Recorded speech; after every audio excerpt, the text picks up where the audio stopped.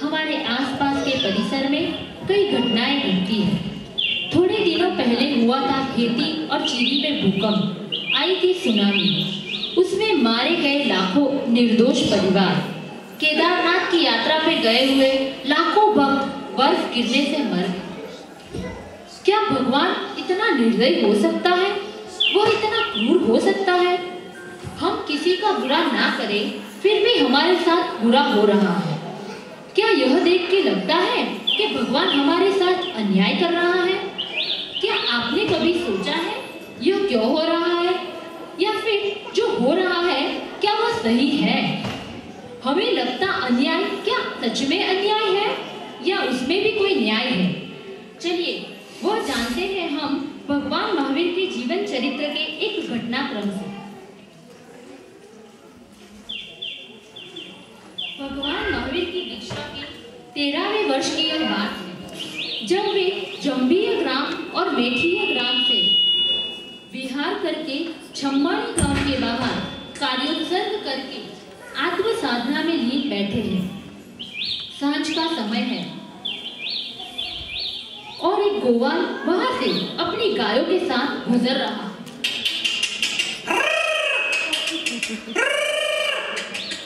अरे मैं तो अपना जरूरी काम भूल ही गया। किसको सौंपूं ये गाय?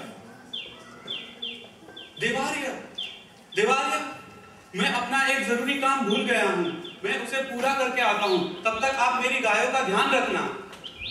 भगवान ने सुना कि नहीं, वह जाने बगैर गोवाल चला जाता है। गाय चारा चरते चरते कहीं दूर निकल जाती है और थोड़े समय के बाद वह गोवाल लौट के आता है और अपनी गायों को ढूंढता है। अरे कहाँ गई मेरी गाय? अरे कहाँ गई मेरी गाय? कहाँ गई? देवार्य, मैं आपको अपनी गाय सौंप के गया था, कहाँ गई मेरी गाय? भगवान खुद की आत्म साधना में लीन है। भगवान मौन है, इसलिए वह कुछ बोलते ही नहीं है। सुनता है कि नहीं? हे साधु, मैं तुझे पूछ रहा हूँ, कहाँ है मेरी गाय? सुनता है कि नहीं? भगवान ने कुछ ना कहने पर गोवाल अति क्रोधित हो जाता है।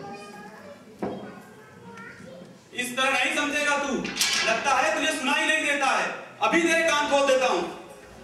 गुस्से में गोवाल जमीन से तेज नोकदार घास उठा के भगवान के कान में ठोक रहा है, जिसका दर्द भयंकर है, असह्य है। फिर भी भगवान सागर समान शांत है और गंभीर है। उनके चेहरे पर एक प्रसन्नता कायम है और मन में एक भी बुरा ख्याल नहीं आता, और यह पूरी घटनाक्रम के बारे में भगवान सोच रहे हैं। मैं कौन? एक शुद्ध आत्मा। मेरे सामने कौन है? एक गोवाल। वह तो कर्म के आदि ने गौ है, पर है तो वो भी एक शुद्ध आत्मा। हम दोनों के पूर्व कर्म उदय में आ रहे हैं। वह तो सिर्फ एक निमित्त है, निर्दोष है, उपकारी है, क्योंकि वह मुझे मेरे पूर्व कर्मों से मुक्त करवा रहा है। मुझे ये सजा मिली मतलब मेरी ही भूल है। मेरी गलती के बगैर मुझे सजा मिल ही नहीं सकती। हिसाब है तो ही दंड है, पर यह मेरी कौन सी गलती का परिणाम हो सकता है? वह सोचते सोचते उन्हें अपने पूर्व भव याद आते हैं, जब वे श्री कृष्ण वासुदेव के रूप में जन्मे थे। वह अर्ध पृथ्वी के राजा थे,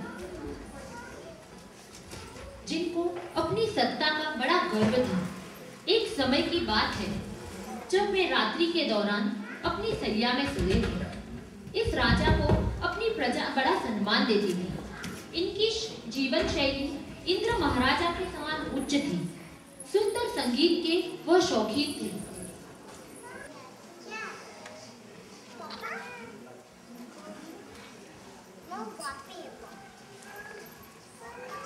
एक समय की बात है, जब वे रात्रि के दौरान अपनी सैया में सोते सोते सुरीले संगीतकारों से संगीत सुन रहे थे, और तब द्वारपाल, महाराज की जय हो। जब हम निद्राधीन हो जाएं तो इन संगीतकारों को वापस भेज देना। जो आज्ञा महाराज।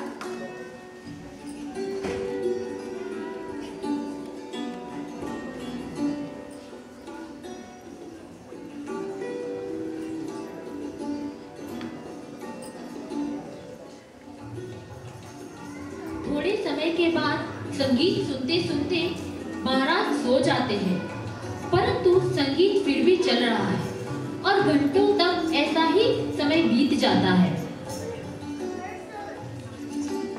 और अचानक द्वारपाल, महाराज महाराज, ये संगीत अभी तक क्यों चल रहा है? क्षमा कीजिए महाराज, संगीत इतना मधुर था कि सुनते सुनते मुझे समय का ध्यान ही नहीं रहा। हमने तुम्हें क्या आज्ञा दी थी? तुमने हमारी आज्ञा का उल्लंघन किया है। क्षमा कीजिए महाराज, क्षमा कीजिए, ऐसा कभी ना होगा। ये अपराध तुम्हारा क्षमा योग्य नहीं है, तुम्हें कड़ा दंड मिलेगा। नहीं नहीं महाराज, नहीं। सैनिकों, सैनिकों! जी महाराज, सेवक हाजिर है।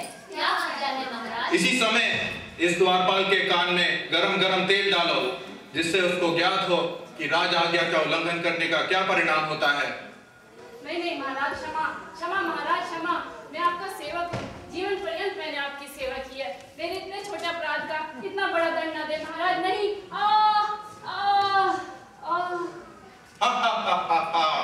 राजन, मैं आज विवश हूँ, कुछ कर नहीं सकता, परंतु मैं आपको इस दंड के लिए, इस अपराध के लिए क्षमा नहीं करूँगा। आपको भी इस अपराध का दंड भुगतना होगा।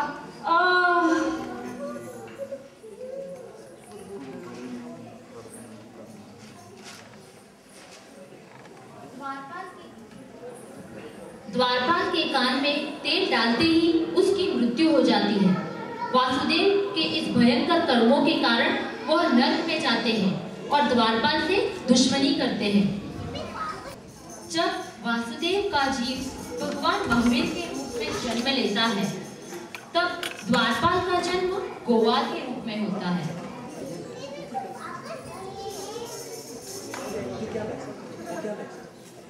और अपने पूर्व कर्मों के कारण भगवान महावीर के कान में सूर की असह्य वेदना मिली, परंतु भगवान महावीर ने समता से अपने कर्मों का सामना किया और उन्होंने मोक्ष की प्राप्ति की। यह दुनिया में भी कहीं अन्याय हो रहा है या हो सकता है। समूह में किए गए पापों का परिणाम समूह में भुगतना पड़ता है। यह दुनिया की कोर्ट में अन्याय हो सकता है, पर हिजरत की कोर्ट में अन्याय हो ही नहीं सकता। अपने दुखों से मुक्ति पानी है तो हमें एक चीज जान लेनी है, जीवन एक न्याय।